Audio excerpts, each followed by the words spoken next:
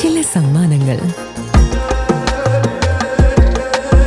ഇതെല്ലാം നമുക്ക് ഏറ്റവും പ്രിയപ്പെട്ടവർക്ക് വേണ്ടിയാവുമ്പോഴാണ് അത് കൂടുതൽ മനോഹരമാകുന്നത്.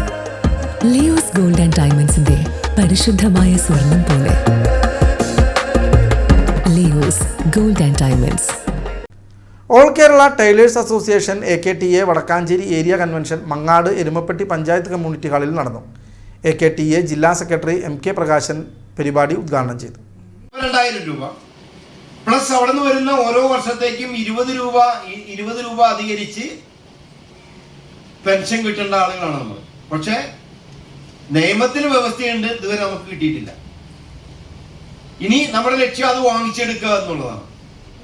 നമ്മുടെ എല്ലാ ആളുകൾക്കും പെൻഷനാകുന്ന ആളുകൾക്ക് സർവീസോട് കൂടിയിട്ടുള്ള പെൻഷൻ വാങ്ങി പിരിയാൻ കഴിയുന്ന സാഹചര്യം ഉണ്ടാക്കണം.